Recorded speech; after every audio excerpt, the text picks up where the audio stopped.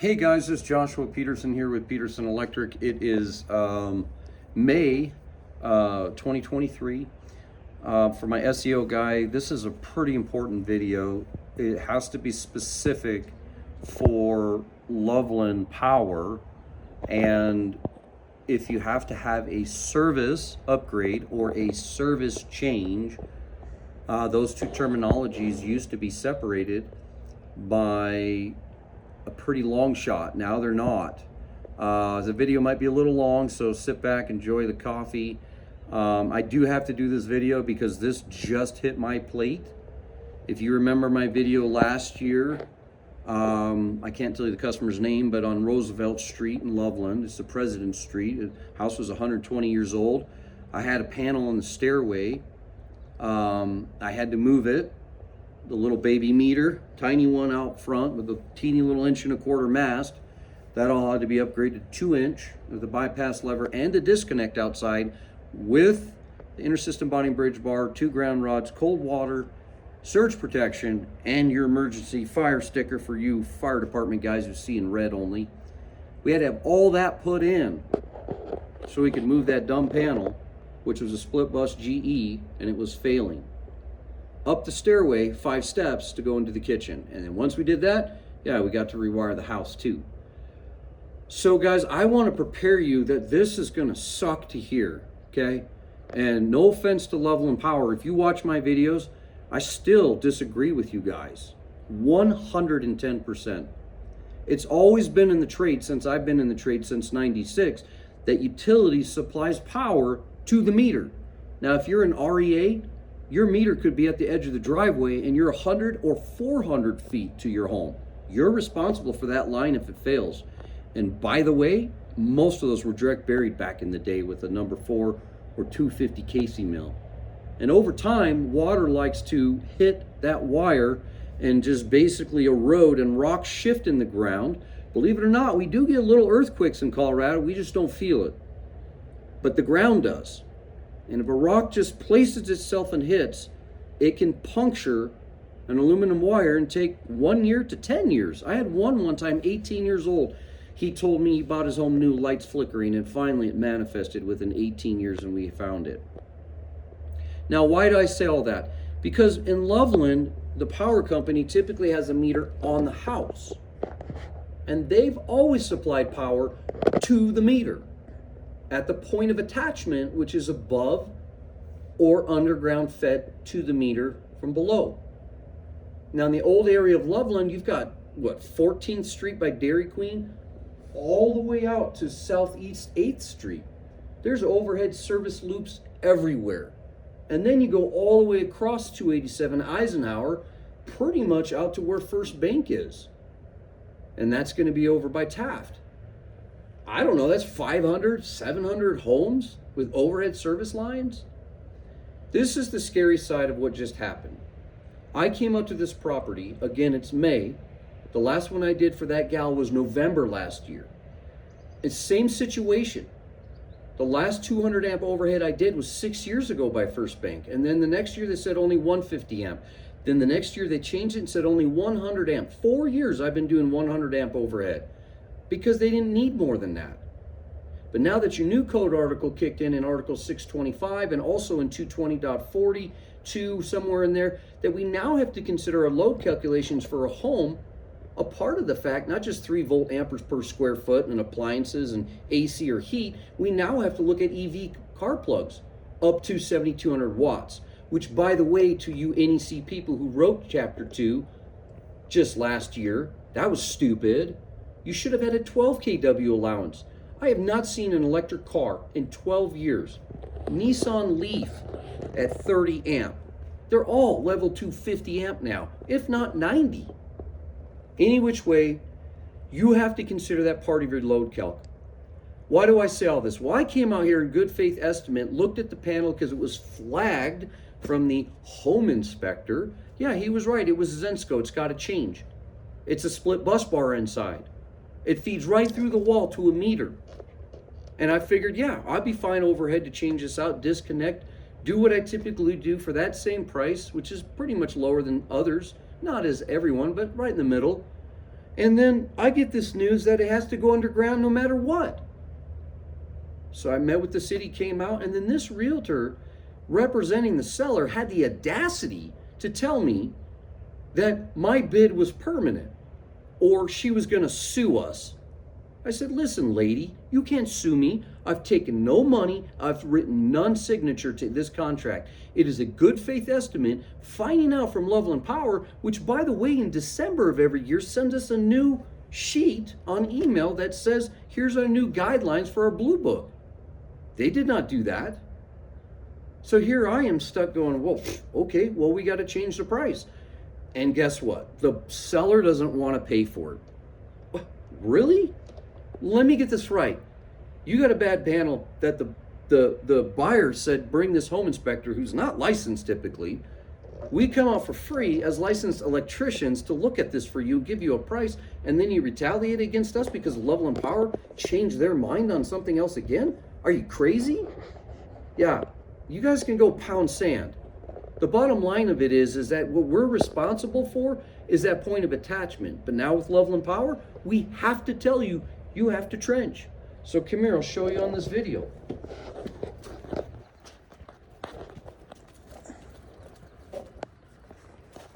Here's a prime example of an overhead service. Jason, back up. It's cockeyed crooked. It's gonna bend typically. This is a 2-inch, thank God. If it's 1 1/4 inch, it'd already be bent. It's about to bend. Look at this line. The second line right there on the top.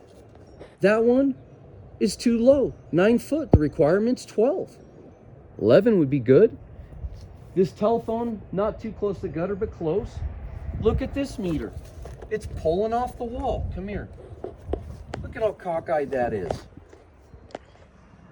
Right? Right in here. And that's pulling on that SER feeder. That's an SE feeder, by the way, going to a Zensco panel right on the other side. You can't have that. We know that you have to upgrade this to a bypass lever meter. A new 2-inch service mast has to go higher. Inter-system bonding bridge bar for all this grounding crap. 2 8-foot ground rods. A bypass lever meter, 200 amp rated Millbank or Talon. Then you over here have to have, how do you feed all that? Well, you got to have another panel. You could do an all-in-one, but they're too tall because the requirement's 5 to 6 foot. So what do? You chip out the brick, you build strut, put your all-in-one cabinet, your SER feeder into there. You could, but you got to move your service. You can't be closer than 3 foot to the window. Why? Because Loveland Power still has their peeping Tom rule. That's the stupidest thing I've ever heard. Get a blind. But they still have their dumb rules. It's like doing a hot tub and you gotta have an outlet near the hot tub, but not closer than 10 foot and not further than 20. Why? Who doesn't have a battery drill, guys? Get a brain. So here's the bottom line. You gotta put this in.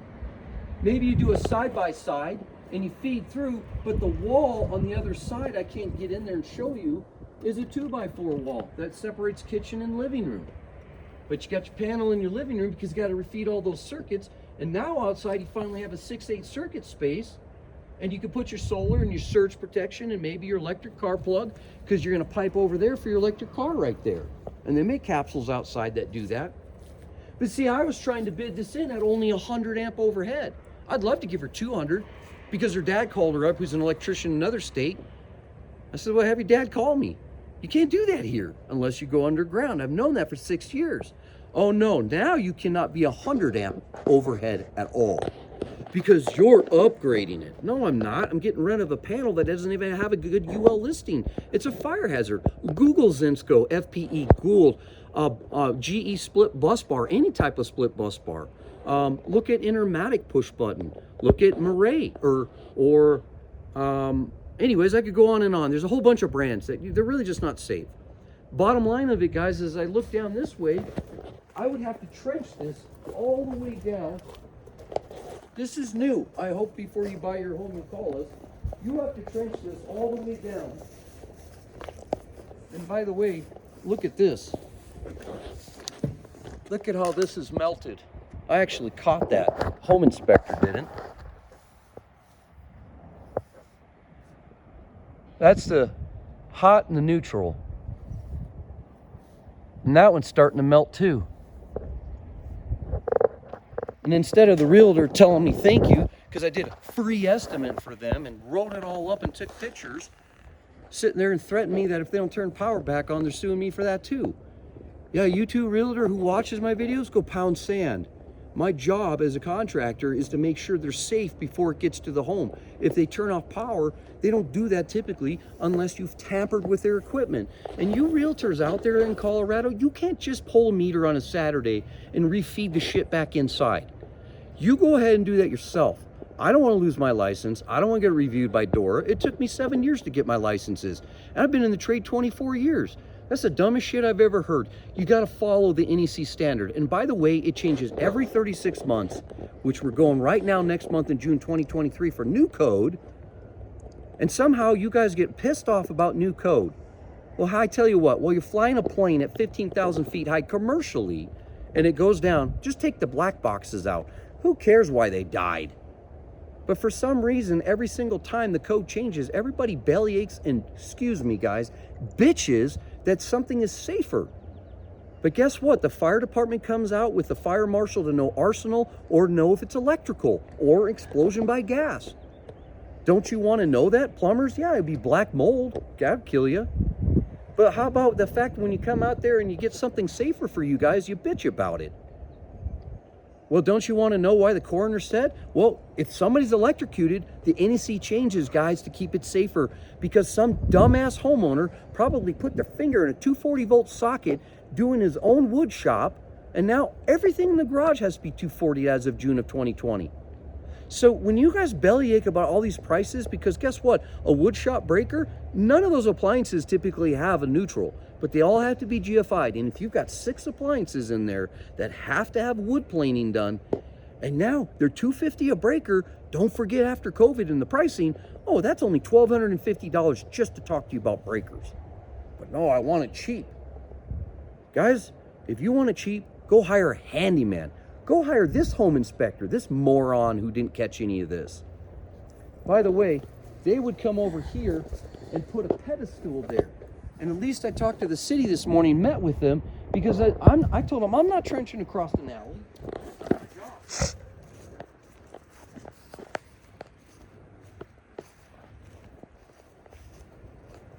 So at least they decided they would trench. Am I still filming? Good. At least they decided to trench and come across and tag up that pole and put a box, not here, but on the other side of this fence. But look at that, the new neighbor over here who may have to come to his house one day, and he's got a cement wall. Think how big that thick footer is to hold up that cement wall. So I don't know, maybe they put it here and then he trenches, but you can't trench across other people's yards too. My question to you, Loveland Power and the city of Loveland, is my question to you guys is, what are you going to do when that tree branch hits and knocks over their neighbor's stuff? And you're saying you got to wait for an allowance? So a storm comes through, you do it every Tuesday, and now you're going to wait for an allowance. What does that take, 2 weeks that they have no power? Or your neighbor's tree wrecks your power? They're going to force you to go underground? Was the neighbor going to fight over this? Now the insurances are involved, or a lawyer? I don't understand why they're not going to allow exceptions for storms. This is ridiculous. We've always been able to go out and put up a mast and fix it and then go get a permit and get it inspected, but not change the meter. But if you're not going to allow the meter and the meter has to be changed, well, guess what? The disconnect has to be outside. Most houses don't have a disconnect outside. And then you got some panel fed in a stairway, and now you got to move your panel because it's got an SE cable, 3-wire feed in it, and you're supposed to have an SER cable. Guys, the more we get into these restrictions, I get the safety of some of this, but I also understand that in Fort Collins, 15 years ago, they bonded out to pay for all of it to go underground. And maybe they did put it on the backs of the utilities of the customer over time. But it wasn't like the customer had to trench on top of it. You will have to. Look at this alley. This is exactly the trapeze. Look around. This is what they want to get rid of and make you pay for it. Oh, and look at this guy over here who just decided to put up a shed, and I doubt that has a permit. The dump thing's not even painted yet. Still got the sticker on the window. How the hell is he going to have to move that shed to get to that pole to feed to his house? Oh, and don't forget, if you have a duplex or triplex and you have it overhead, yeah, that owner's really got to upgrade and do a 3-inch. What's so funny about it is I did this 3 years ago for a customer on 12th Street because they built an ADU. They forced me to go 3 foot underground at 2.5-inch raceway. Now they're telling me, utilities is telling me only 2 foot underground. Why don't you guys make up your mind? You're the ones that came out and measured it. Any which way, guys, our code changes quicker than our president's. But when it comes to utilities, it changes every 6 months to a year. Much as I change anything, I cannot believe how quickly they change their mind on this stuff. So guys, listen, utility customers, beware.